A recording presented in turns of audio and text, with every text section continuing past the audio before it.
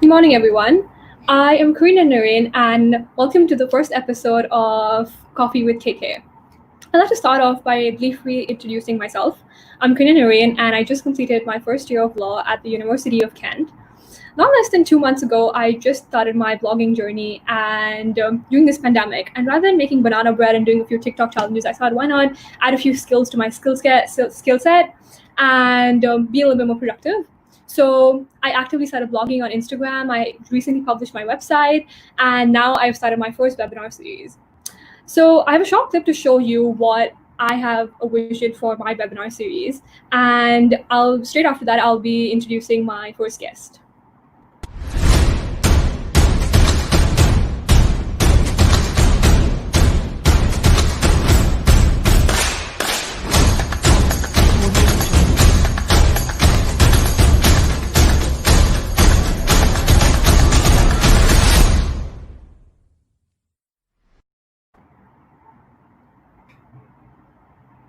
Hi Tara, how are you doing today?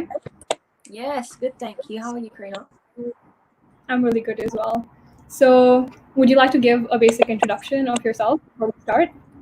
Yeah, hey guys, hey everybody. Of course, thank you for tuning in, and Karina, thank you for having me.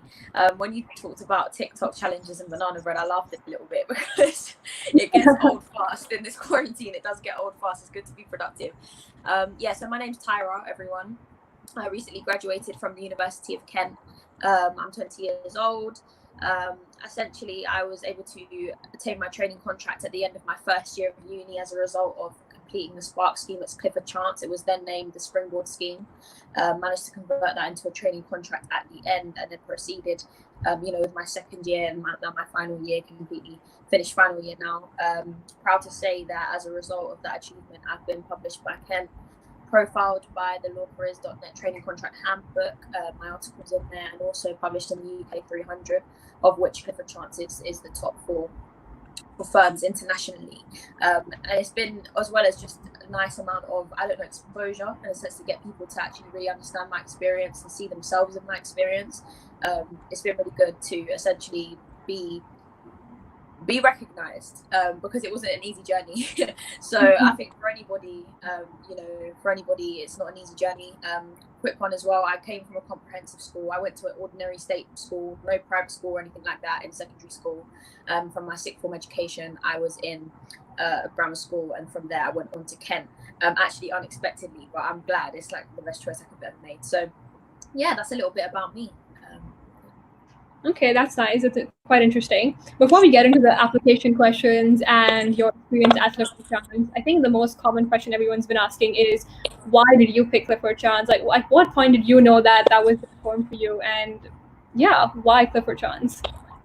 Okay, so of course we all know that the majority of us, especially those of us that are on this call, I don't know if you've disqualified yourself, but a lot of us are aiming for Magic Circle standard firms across the board, whether it's because parents want us to, or because we just know it's the best, most highest paying, most expert level work. In that sense, I'm like anybody else. I wanted to be able to do the work I was interested in at the most expert level. But when it came to actually distinguishing between the firms, by that point, I visited maybe about 7 firms. I think it's after I got the training contract, I visited another 6. When I was going through those firms and I had different open days and different events, challenges and applications and things like that, I just managed to make a good comparison, essentially, between CC and other firms. There's certain things that were very important to me in the culture of a firm. Now, all the firms do similar work, whether it's US or Magic Circle. They all deal with similar high-profile clients. You'll see, if I'm working at Clifford Chance, I might see Latham and Watkins or Freshfields on the other side of the transaction. It's, and you talk to those lawyers, it's quite common to do so. Clifford Chance students do their LPC alongside Allen and Overy students. So it's quite a crossover. So you think, okay, why CC? And it's CC because for me, there's a lot of things I want to implement in the culture of law firms. Something I'm quite concerned with is the diversity element, and to be very specific, the low retention rate of Black trainees in commercial firms. Why is it that they choose to complete their training contract and then leave? What is the issue there? What can we do to increase streams of accessibility for me, I say Black female students, whether that's law or otherwise, who chose to do a GDL. With Clifford Chance, they seem the most willing. the most willing, and also they lead the way in that area. They're always innovating. They're the most willing to see an increased amount of racial diversity in their firm, as well as many other characteristics of diversity across their firm as well. So I looked at it from the perspective of, what can I do once I get in the door? Are they going to block me and barricade me, or are they going to allow me to run and flourish to my full potential? Because I want to fork out my own career and be known for my own department of practice if I want to go in there and create one under that cultural banner for all the students. So yeah, CC are just the most willing, most enthusiastic, set the precedent. No other graduate recruitment has impressed me so much as Clifford Chance, and they're saying that I've been around to 11 law firms, so I was able to really get a chance to see, where do I fit? Is this my type of caliber of people? Is this where I get on with them? They got charisma, and I liked it. They just know they know how to have fun. They know how to have fun. So yeah, that's what I definitely say why I chose CC. A lot of comparison points. Yeah, I definitely think diversity and the culture of a firm is like really important nowadays, especially with, coming from coming from different cultural backgrounds. Like you said, that because CC is a magic circle firm, and obviously because they do like a lot of high end level work, would you have picked CC without it being a magic circle firm? Like, and what separated it apart from the diversity? Like, what separated it from the other magic circle firms? So for me, as well as their willingness to see a greater amount of diversity at CC, their culture, genuinely, if I thought to myself, if I give you a scenario, and you'll have firms that might give you this scenario quite a lot. Sorry, I'm squinting, by the way. It's quite sunny. I just thought I'd come here because it's brighter. But essentially, when I consider CC, a scenario that is given a lot is, okay, if you're a trainee solicitor, it's 3 a.m. in the morning, and you're trying to figure out, you're going through due diligence work, and you've just got paperwork and boxes, because it doesn't always look as pretty, especially in your training years. Who would you want to be next to? Would you want to be next to someone who knows how to spur you on, who knows how to crack a joke here and there, who knows how to get a cup of coffee when you might need it? It comes down to just the people that you work alongside. Essentially with CC, they have impressed me. It's a feature of the fact that they've impressed me, is that they are a magic circle firm. It's the fact that they innovate. They're not just a magic circle firm, but they innovate in a lot of ways. Look at the ways of accessibility. Clifford Chance was amongst the first, probably the first, I believe, actually, to create a vac scheme that was just for tech. It was tech related, an entirely tech related vac scheme, setting up a partnership with some of their tech partner tech companies to actually funnel their prospective trainees into those areas, to be able to develop their technical awareness and hone in their skills, whether it's coding, whatever it may be that's outside of law, to then bring them back into the firm and implement that change on a wider level. So for me, they're open to innovating, and they're always the first to do it. Usually they lead the way and other firms follow. Clifford Chance went virtual. A number of other firms decided to follow suit, such as Allen and Overy. It's the fact that I like to see the leadership and the influence that they have. So I think for me, if they weren't a magic circle, I don't necessarily believe they would possess that same influence, in the sense that it's because they do such expert level work, because it's a thing whereby they are very open to knowing about the person, the individual, not just are you commercially aware. They could get anybody that knows how, like a computer, what's going on in the business world. You should know, and you should be commercially competent, but they're interested in the people that they work alongside. We want to make it a pleasant business environment. It's long hours at the end of the day, and you do get rewarded for those long hours, but you want to be alongside people that make it fun to work at your job and work in your environment. So it's all down to the people for me. It's the biggest distinguishing factor. Another thing I'd say, though, quickly, some firms offer, things like 8-seat training contracts, such as Freshfields. I was assisting one of my clients to have a business on the side where I deal with students that want to get into legal career. When I was dealing with her with Freshfields, they have an 8-seat training contract, and when I visited it, some people prefer that. That means that you have 3 months in each seat. I'm somebody that I would prefer to get acquainted in an area, then move on to the next. So there are different ways that firms structure their training, and their LPC as well. For example, with Clifford Chance, they offer the LPC combined with the LLM in business. So you've got your LPC and you've got a master's in business in about 7 months. And you're able to do that alongside your cohort you're going to go in with. So the specific nature of the LPC as well, they tailor it to Clifford Chance lawyers. And I like that. I like a tailored approach, because if it suits me, it suits me. It might not suit others, but I prefer it because it more leans itself well to my character and what my ambitions are. So yeah, I hope that gives a roundabout Yeah, I definitely agree. Yeah, that makes a lot of sense. We're moving into the application, and there are a lot of application and law firm myths. One of the famous ones being that coming from a non-Russell Group university makes your application less favorable. So coming from Kent, did you feel like you have like a less advantage or something along those lines? Like, did it like not? How do you overcome such a fear? At first it definitely was a concern, just because there is this perception of the legal profession and getting a training contract as being 1 in a million.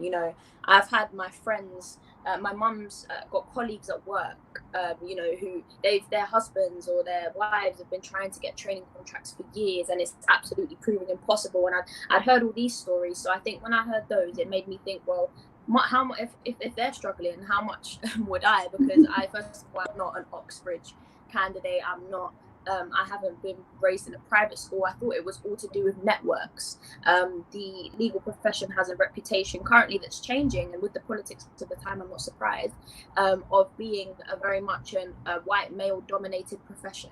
That whereby people are able to access it based on established networks through family or family friends and such acquaintance. Oh, I think we lost Tyra. I think she should be back within a few seconds.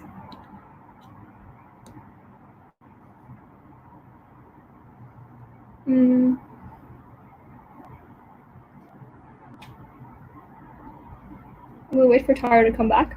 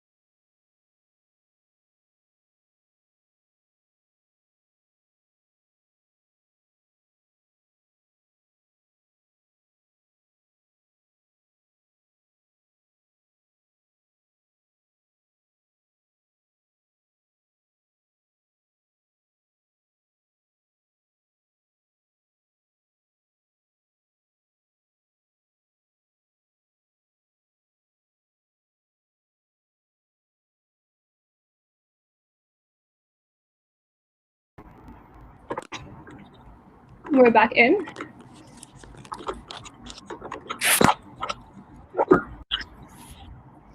Hi guys, have I returned? I guess yes, a few technical difficulties is always happen. It's okay. Yeah, no worries. I think it might have been me, who knows, but back now. So I've just moved us a bit, so I don't know if it might help to be out of the sun. Essentially, we were leaving off at a certain question, but I think another question just came through. Somebody asked me, do you think a lack of work experience can affect your application? Are you happy for me to move on to that question, Karina? Yeah, definitely, sure, yeah. Yeah, so in terms of legal and non-legal work experience, a lot of people have a misconception, and that misconception is very famous, that if I haven't worked in a law firm, if I haven't got my foot in the door, then no graduate recruitment is going to consider my application. That's completely wrong. The same way, just as we were talking about when it came to about being from a non-Russell Group university, I got clarification from my rare recruitment mentors, and I said to them, you know, I'm around a lot of people in rare recruitment who are from Edinburgh University or from a lot of Oxbridge candidates, Exeter, all sorts of Russell groups. And I said, you know, they are applying alongside me. I go to University of Kent. It's a non-Russell group. It is known for law, but it's not in the same caliber, traditionally speaking. As soon as they told me straight away that that would not hinder my application, I ran with it. I have to truly say that anybody here that's from a non-Russell Group university and you're letting that hinder you, do not let it hinder you. Stop that right now. Don't let fear stop you.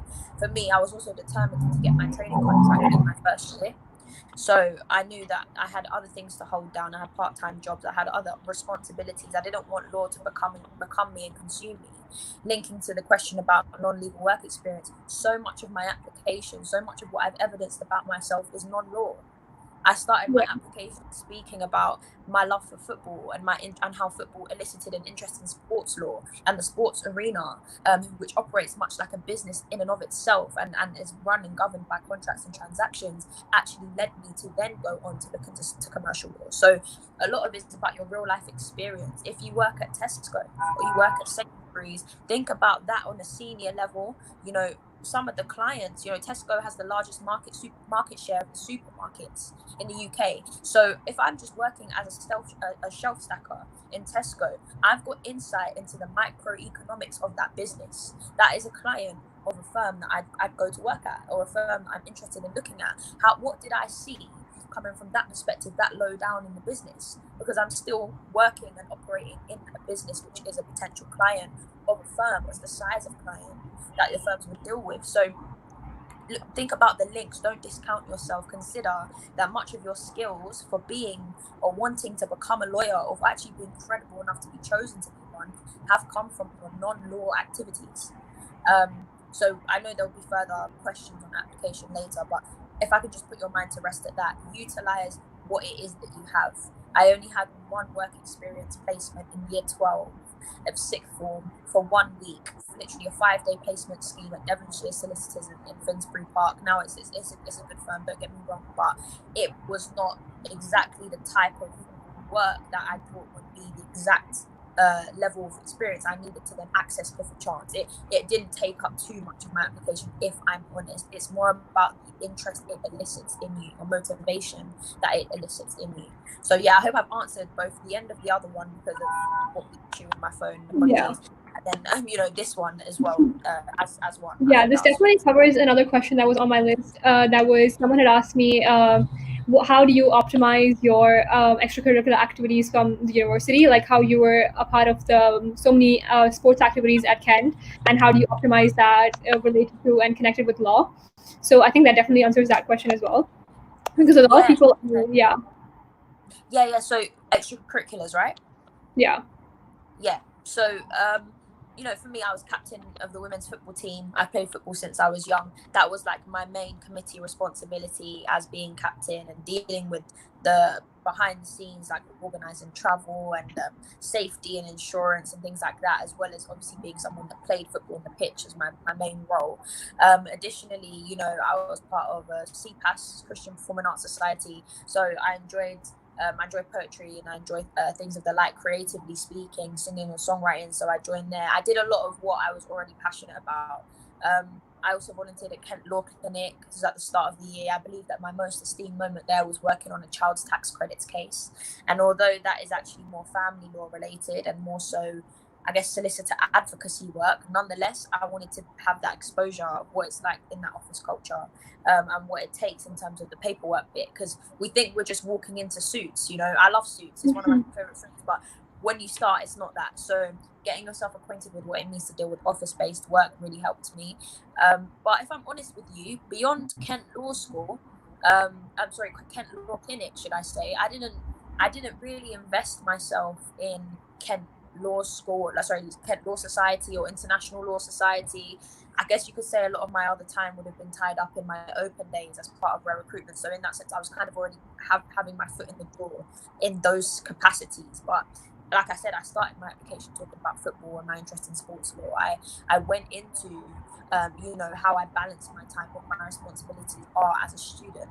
They're not looking for someone that just knows their books. You have to understand that uni is a time to develop yourself as a person. They want to be able to talk to me and interact with me, but if all I can do is reference a line in a textbook, they're going to make me into the lawyer they need me to be. That's why they pay for you and they cover your LPC. They pay for you to do it, they give you a grant, and they ensure that you're on the course that they want you to be on. So you're just showing yourself as having the aptitude for them to shape and mold you into the commercial lawyer that works in the culture of that firm. So I hope that answers your question. It's not essential. In that way. Let your research be something that shows for itself. I always go for open days. I know we're in a virtual time now, virtually also that's fine, but I always go for, if you're interested in a place, get your foot in the door, but do not underestimate your previous experience as well, that's non-law, and your previous extracurricular activities. Yeah, that makes sense. There was also a kind of question that's quite related to this, of how people, with the times everyone's been talking about how to stay emotionally aware, and everyone's been really going crazy about their reading books and subscribing to podcasts and newsletters and always trying to stay up to date with that. So can you tell us your top 3 tips maybe of how you stay commercially aware, or what is your take on that? Okay, yeah, so in terms of commercial awareness, also for those of you that are tuning in on YouTube, or actually wherever, Karina has already or will do place certain links that I've sent to her in the description box, essentially outlining, I wrote an article on my experience and what I do. I listed all the resources that I've used from first year until now that I continue to use to remain commercially fluent or commercially aware, so to speak. A lot of people see this term and it's quite a buzzword, and what does that even mean? It's having an awareness of the business landscape, whether that's in a UK based level, but also globally, internationally speaking. What are the emerging economies? What do you know about? Do you just know the headline of the US-China trade war? Do you know what that actually means? What's happened in Singapore? There's certain offices or certain areas within your firm that they've planted offices abroad that they're quite those offices build up a lot of revenue. They're kind of like quite notable offices. For Clifford Chance, one of them is New York, another is Hong Kong and Singapore. So you look at those areas, look at what's happening in a business context. If you're thinking about maybe working out there, but even if you're not, resources that I access started as simple as the LinkedIn Daily Rundown. It started as simple as the basic business news section, subsidized and synthesized for you there, which enables you to now look into a headline that you're interested in and dig deeper. One of the transactions or the mergers that I was actually looking into was Asda and Sainsbury's. Asda and Sainsbury's actually fell apart, but if I talk you into the mechanics of what it means to get commercially aware surrounding that, if we look at Asda's owned by Walmart, which is American, that's on the New York Stock Exchange. So we're looking at public companies here. These are public supermarkets, so public and private companies. Disney, Fox, that merger, what does that mean for the film industry now that they have quite a large share, mutually of that industry when it comes to TV? Who's dominating that? Who's actually getting points from that? So you want to look at Carillion, you want to look at WannaCry crisis, you want to look at all of the things, the 2008 financial crisis. These are quite key points in history that I'm highlighting. There's more in between that you have to cultivate your own interest around. BBC Business News, I looked at that. I tried the Financial Times at first, was absolutely baffled by the language, so I left it alone. It's not by force. Yeah, I think that's quite relatable to a lot of people, yeah. Literally, like Financial Times, sometimes I was looking at it and I was like, and now that my free subscription has ended because uni's ended, I'm not really forcing it. There's other ways to get your information. You can go on YouTube, you can watch the Financial Times synthesized videos there. You can also go on The Economist. I ordered The Economist. I paid a pound for 12 weeks, or a pound each for 12 weeks. Can't remember. You got your free subscription for The Economist. Once those came in, that was enough. They're magazines in themselves. I can spend time analyzing or looking at just one story, and don't force yourself to look at what you're not interested in. One of the ones I looked at was, I think, Spotify. It was looking at the music streaming platforms, and it was looking at online what they're doing to diversify their business or how they're competing. Like, is Apple Music taking over Tidal and this and that? I'm interested in music, so I looked into that. Either way, they're still large, extremely large and highly profitable companies, the type of clients that whatever firm you're trying to go for would employ. But that, again, that's for you to do your own research and look at.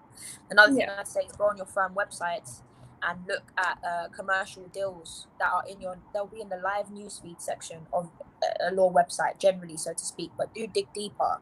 Do your own research, look into what their deals are. I looked into one aviation deal that Clifford Chance did, an aviation law. I looked into a couple of deals surrounding banks. Banks are the main clients at Clifford Chance. They want 50% of their global strategic client list to comprise banks. So it comes down to, it's really simple. It actually is it's a lot simpler than it seems to become commercially aware, but be consistent. 10 minutes each day, 10 or so minutes. And that's what I've continued to do. Sometimes I fall off and I'm like, oh, what's going on? But you've got to get back on it. You've got to be always worried, because when you get to the environment, it'll be so much easier for you to work, really.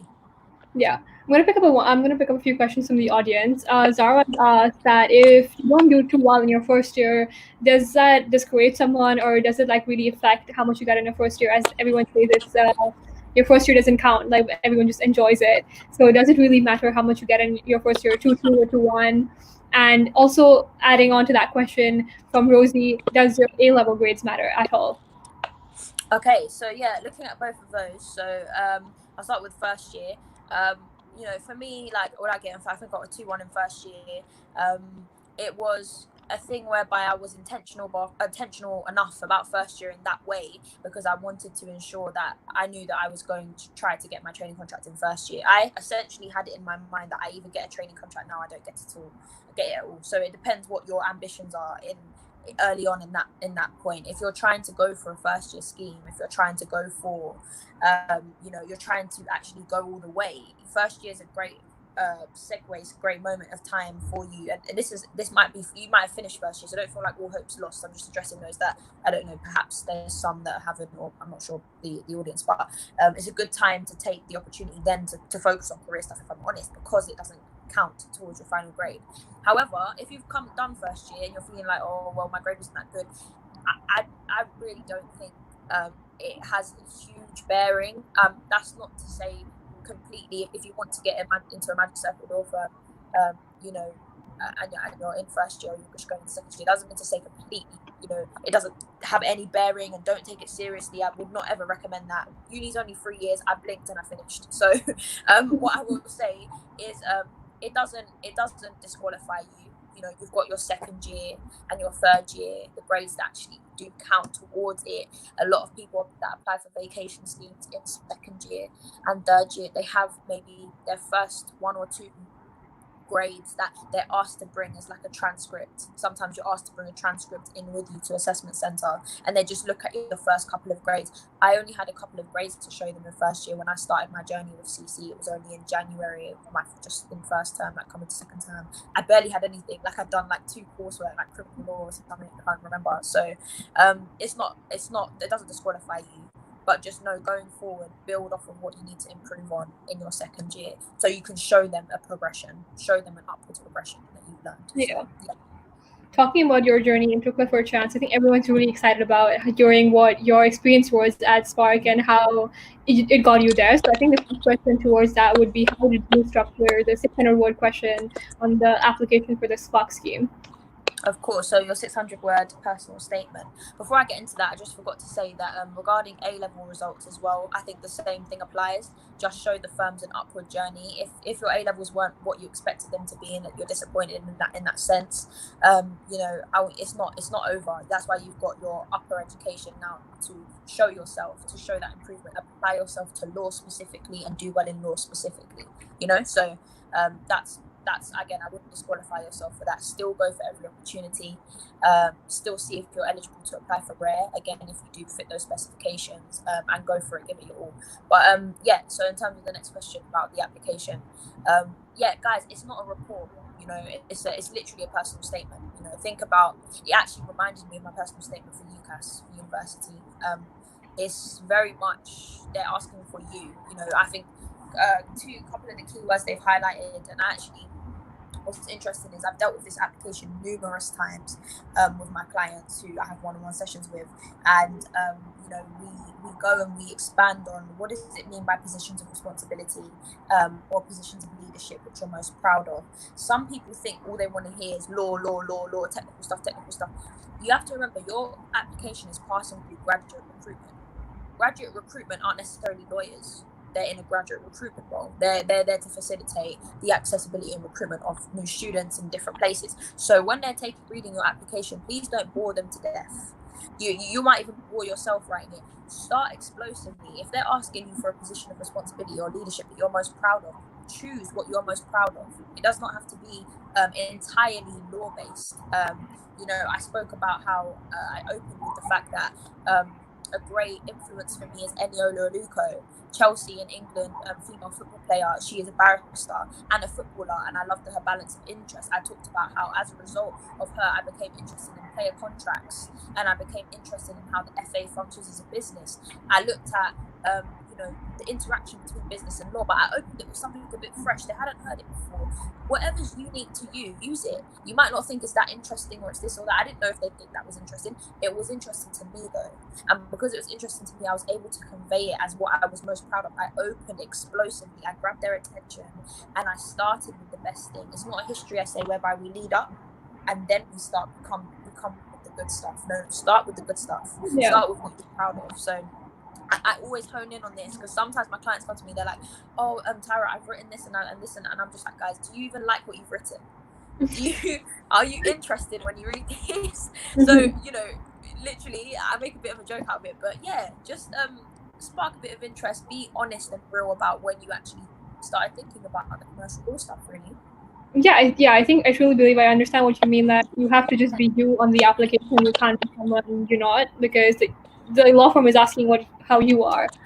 That moves us to the next question. What about your application? Why do you think you stood out of all the applicants that applied for this POC scheme? How did you stand out? To be honest, Karina, I think I've, you know, partly answered that. I think it's the thing whereby I was just authentic about my motivations. I made sure to intentionally include experiences and extracurriculars, you know, not just any old experience or something, but actually, you know, extracurricular positions of responsibility, work experience. I made sure to include things which demonstrated the tenets of what a Clifford Chance lawyer is or what a commercial lawyer is. That doesn't mean I said, I did this, and so because of that, I'm very interpersonal. And this is great to be in a client-facing, no. They can read that, they figure that out. But I wrote what it was on my application that demonstrated the skills required to be a lawyer. And when they look at it now, they read it with a competency mindset. They're looking for key competencies that you're demonstrating. They're ticking off on their checklist. That's what they do, right? So when you consider that, it makes it a lot easier to structure application. I came with just my genuine experience. I didn't pretend to know everything about commercial law. Please don't pretend to know, because if you start writing things that you don't know, it's just like an assessment center. You start saying things that you don't know, it gives them permission to ask you a question. And if you're like me, one time I did that and they asked me a question and I was blindsided. I figured it out, but they didn't know that in my head I was absolutely flabbergasted, mate. So all I'm saying is write from your authentic experience, demonstrate, use skills that demonstrate the skills of what it takes to be a lawyer. Think about times when you exhibited the tenets of a lawyer and write it down, and they will be able to then identify, oh, they've done this, oh my gosh, no, we're looking for someone like that. That's the type of character we're looking for. So yeah, I would just say I was authentic, and I followed a structure. Yeah, that's what I'd say. Okay, that was really good. Moving on to our next question, from the audience, Hania has asked, what is Clifford Chance looking for? What do you think are the qualities that they're looking for, like the trustee qualities in their candidates? You know, for me, I'd say that there are things that are unique to Clifford Chance, but there are things that are, I guess, that every commercial firm is looking for that underpin what it takes to be a commercial lawyer in that field. I think for me, they're looking for somebody that's commercially competent. You know, you've got to actually be interested in the work that you're doing. It can't just be because it's good. They do international work and it pays well. You need to learn to cultivate an interest. At first, I had to learn that my interest, I didn't just wake up one night and think, wow, I really want to do this. it was through my research, it's through becoming aware. So they want someone that's commercially competent. You're in tune and you're interested in what is going on. You have a passion for the work. You're going to have to serve clients and people, and you don't want to have to do that under a false guise. You want to be genuinely passionate about it. So again, hand in hand with that, I'd say comes a level of enthusiasm and curiosity, a willingness to step out of the box a bit, a willingness to step into areas where you might not know it all yet, but be teachable enough to take on board what they're actually telling you. As well as that, I would probably say be a people person. And I don't want to offend any introverts here, by the way, because actually you'd be surprised. I'm quite an introvert. I call myself an extroverted introvert because there are times like this where I can choose to just talk. But it's like, occasionally I usually do like my space. I do know what it means to get on with work quietly. I think all students do, to be honest. But what I would say is just know how to step out of your comfort zone bit by bit. Show what it means to be someone who knows how to be client facing. You've all worked in roles, maybe customer service or retail. I've worked in hospitality. I've been a bartender, a waitress. These are all places in which I've had to face somebody and deal with their concerns head on, and speak to them as a person. We're not robotically. We're not robots as commercial lawyers. We are people. That's what makes Clifford Chance stand out. They have such a flair and a charisma. So what I would say is work on that. Allow yourself as a person to step into activities and things you're not used to. Branch out. It gives you a story to tell on your application. I did this. It's not something I was actually used to, but I actually noticed that I enhanced my skill and my ability to present, or it enhanced this about me and that, So figure out how to link your real life to your motivation behind it. So that's what I'd say. Okay, that was quite like a really good answer. I think the crowd is really waiting for your experience on the Spark scheme. For people who don't know what the Spark scheme is, the vacation scheme offered by Clifford Chance. And Tyra's going to tell us about her experience. And we'd also like to know how you went from the Spark scheme to the training contract. Right. So yeah, that was a great week. I really liked that week. It involved 3 days in the Canary Wharf office, so the London headquarters of Clifford Chance, and it involved 2 days in the Amsterdam office. What scheme allows you, to do that? To fly out with this? It was phenomenal. Again, leading the way, but literally prior to that, people had been to Paris. We went to Amsterdam, went to the Amsterdam office. I actually been to Holland before, so I was very much looking forward to it. I was actually going to go to university at the Hague University. So when I heard where we were going, I was like, oh, it's great, because I know a number of people out there, and it was fantastic. So in the first 3 days, the way it looks like is you come in between 9 or 9:30, they serve you breakfast. So you have breakfast, immediately an opportunity to network. You're with your cohort, you're with your people, you're with a couple of lawyers and trainees that come to join you at breakfast. A couple of them might come at lunch, but you have always opportunities to just sink into the environment. When you come in, it's not like you're met with this is the task and it's very relaxed. You've got that time and opportunity. That's how each day started. We had a mixture of socials. When we got into the day, it was intensive classroom-based activities. We had litigation lawyers come. We had a tax partner come. Actually, 2 tax partners. We had corporate M&A lawyer come in, and we had the managing partner himself come to address us and made himself available the very first night of the scheme. And that was great to rack his brain. Managing partner, there's partner, and then there's him. That's serious equity, okay, and serious expertise. So we got access to so many people. Case study activities galore. Many of them opportunities to ask questions, to present, to work together as a team. It was intense, but it was very fun and purposeful. You never had a dull moment where you thought, what do I do next? In Amsterdam, when we got to go there, we actually did activities. They weren't just law-based. On Wednesday, we had our work shadowing. That was our tax. I actually work shadowed tax and public M&A. I did tax because I thought I'd hate tax. So I picked something I thought I'd hate and something I know I love, which is corporate M&A, public companies. And I also thought I'd hate tax. Actually, it turns out I love tax. But after that, we were then able to get our feedback from our assessment day, which was to get onto the Spark scheme. That set me up, gave me confidence, because I was able to find out what my scores were and what I needed to work on, because they were trying to set me up for the interview. They gave me a little hint. And so from there, I was able to work on what they told me. In the Amsterdam office, we managed to do an activity. It's called going from your comfort zone to your stretch zone. We spoke to Amsterdam partners and executives, staff out there, and the way they delivered the presentation to me, I really felt like it's exactly what I needed coming towards the end, because I thought if the training contract interview is coming up, I definitely need to know how to move from my comfort to my stretch. I need to know that I can step into this and not crumble. This is the final stretch of the race. So it was so well structured. So that's what our scheme involved. Lots of stuff. I can only give it in a roundabout way. But in terms of how I converted it to a training contract, there were about 60 of us across 2 Spark schemes. Was I in the first or the second? I can't remember if I was in the first or the second cohort, but I was one of 33 in my cohort.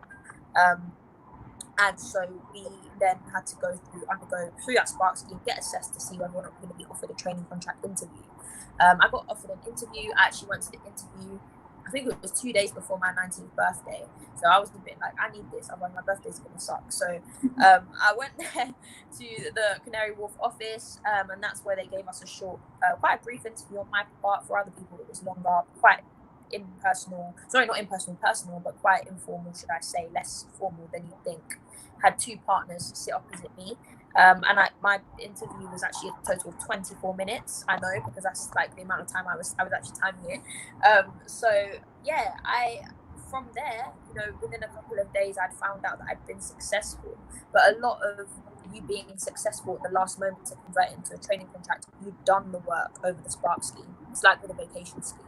You do the work. They get to see a lot of you. So really, in essence, the training contract interview at the end, for those that get picked for the training contract interview, is more so a formality to assess you with some different members of staff who haven't seen you, or some different employees that haven't seen you, and it's more so just another I'd say a bureaucratic type thing. It felt like, in my case, it felt like they'd already chosen, which was fortunate. But yeah, that's how it works. Really, take it through chronologically.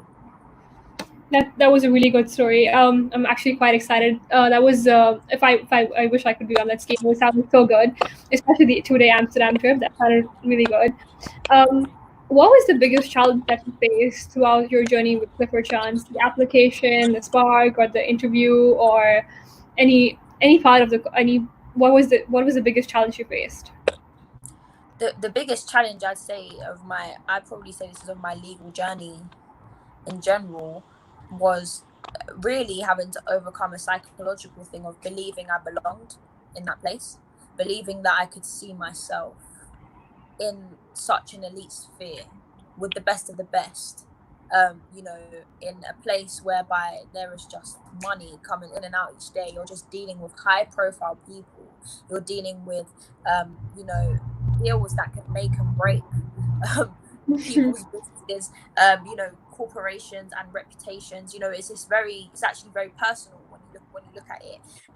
For me, it was believing that I belonged there, that I was adequate enough to be there. So overcoming that psychological battle when each door was knocked down, and I realized not only do I belong here, but I am the best of the best. To be completely plain, but I thought that I'd just about make it. I think I believed a lot of lies that I was told throughout school about my attainment. I believed lies that I wouldn't make it, or I would be at the bottom of a number of cleverer students, and I'd always struggle and claw my way up. So I had to unlearn a lot of stuff. We kind of can sometimes learn, whether it's from our parents or from our teachers or from any outside or inside influences or voices, that growing up you're actually not good enough to be in a place. So overcoming that, I learned to take it one step at a time. I think that's what I can say from an emotional, personal development perspective. From a technical perspective, I will say, in terms of, giving people a heads up about assessment centre, and this is why I actually train people. Shameless plug, if anybody is interested at all, and I would actually suggest, I'm going to leave this to Karina, just because my LinkedIn is absolutely chocker, and I don't deal with things on LinkedIn anymore. I deal with things on my business page, but I actually train people in this area now because I experienced firsthand a very difficult case study interview. I thought that I've been in case study scenarios where I've just not had a clue, and it's like having to make something of nothing in that scenario, or trying to keep it going without saying I don't know, and all the sweats and everything. I've had to deal with all of that. So I guess there's that as well, the anxiety that comes with, oh gosh, I'm not too learned in this topic. but I'm still expected to answer, how do I? What are these questions? So case study and commercial awareness is not something that you should treat as on the side. I'd actually say it's probably the part that requires the most attention, just to get it into you, get the terminology into you, get the understanding into you. And so like I said, a shameless plug to anybody who was looking for help or support with that. Do let Karina know, who can let me know, so that I don't have to deal with my own Yeah, phone. definitely. I'll be posting the recording of this. I can put the link for your website, for your services. But moving on to the next question from that, what advice would you give the lawyers of tomorrow? Something you've learned from, like, the mistakes that you just said, and advice for students like us, students like me. I would say, when you're with your cohort, comparison is really the thief of joy, people. You've heard it before. We have areas in our lives where we all compare. But as law students, I went to university. I don't know if anyone else has found it like this, but when you're with your law people, some people are very much like textbook, keep to myself, don't ask me for help. I want all my that. I would say unlearn the whole comparison factor and get comfortable in groups, get comfortable in collaboration. Get comfortable in helping someone else have a leg up, because you will be rewarded for that. It's a very collegiate environment. I'd say for me, because I was comparing at first, I thought everyone was better than me. I'd already started on the back burner because I thought these are just Oxford students and they're good at this and they're just like so elite and they're like doing all this cool stuff. And I thought, I don't have a clue. I just learned this stuff at the end of my sixth form career, and how am I supposed to be somebody that gets anywhere near a training contract in my first year, let alone in general? So I'd say cancel all the false narratives that you've already put on yourself, like literally break it off of yourself. Because if you carry it, I'm not trying to say it's going to completely hinder you, but psychologically, on your mental health, on your person, it makes it a lot easier to proceed as you take things one step at a time. You think, okay, coming away from this call, what's my first step? Well, I actually haven't surveyed all of these law firms and looked for comparison. I actually haven't looked into these resources to get commercially aware. Let me start there. Don't be overwhelmed. Break it down is what I would advise anybody who's in my position. I'd advise myself that one step at a time. It is not a rush to know everything. It is not a rush to know all the knowledge. But actually, it's a really crucial. So I'd say another feedback I got was motivations. Really cultivate your motivation. Let your research lead you to things you enjoy. Because what was challenged with me, the reason they even wanted me also to come on to Spark more, is because they could see that I'd be great, but they wanted me to get more insight, like actual work shadowing, so that I could now say, this is why I want to be here. This is why I want to do the work you do. So really focus on, in this season when you've got time, cultivate your motivations. What are they? And if you don't know yet, think about what first elicited it to your mind. Think about a lecture you were in. Think about a paper that you wrote. Think about something that you read or you're now going to go on to read. One step at a time is what I'd say. That makes a lot of sense. This is answering Hania's question actually from the audience, that if CC still holds any of the vacation schemes. Unfortunately, I think it's stopped because of COVID-19. Now the last batch was just held. So I don't think they're having one next year. But this actually refers to a question for you. Now that CC is not holding any vacation schemes, do you think this is going to be like a disadvantage for the future students? Like, and what advice do you have for students like us in light of this pandemic? Do you think it will be different for us? Obviously, I can definitely only speak from what my experience has been. If I was in the shoes of somebody who is now looking to launch into their legal career and work that out for themselves, I'm aware that actually, if I'm not mistaken, there is a virtual scheme, but also later on in the year, there's the option is it December time? Everything's so provisional at the moment, but there is the option to actually go into the office for, I think it's 2 or 3 days. It might be 2 or 3 days. At least for CC, I'm aware of. I've been keeping up here and there with some headlines. Don't quote me. Do look into it yourself. But I'm recognizing that when it comes to virtual schemes and the like, and whether it disadvantages you and all of that stuff, I probably would answer it in a similar way that I answered about work experience. It's like, I still went into something that I've not been familiar with. I didn't have ample legal work experience. Much of who I was and my awareness up to that point was either self-research or came from non-law experiences. So with this, you know, when it comes to this, don't see it as a hindrance, but see it as an opportunity for you to get more prepared. And if you are pursuing virtual schemes, show up to the virtual scheme as if you show up to the workplace. Show up like when you're in your house, scrub up nicely, put on some corporate attire, be ready for your day. Show people that whether you're at home or you're not at home, right now you're tuned into this and you might as well be in the firm. You know, if you are on a virtual vac scheme, ask questions that you don't ask questions that you could research on the website. Don't waste your time. This is, you know, time is valuable. So if you are going to pursue that, I'd say make sure you ask questions that would be required for you to ask if you were actually in the physical offices, if you were actually present, if you were interacting with people. Try to think about what questions you'd want answered. Please don't disqualify yourselves though. As I said, I'd been to some open days. I know there are virtual open days now, but you need to consider that graduate recruitment are adjusting the system with the understanding that it's going to look a bit different this year, potentially next year. We're not sure how it's going to play out with COVID, but it's going to look different in terms of how they assess your application because they know it's online. Does that make sense? Yeah, it definitely does make sense. Yes. We have a question from we have a question from the audience. If you could talk about a little bit about the LPC from Sadia, and what is your take on the SQE that's coming up? I'm not sure if you read about it or heard about it yet, but do you think it's going to be any different from the LPC? And do you think firms are going to want the future students to take the SQE over the LPC, or who's going to have the more weightage from firms? Well, you know, I can only, again, I'm going to speak from what my experience has been.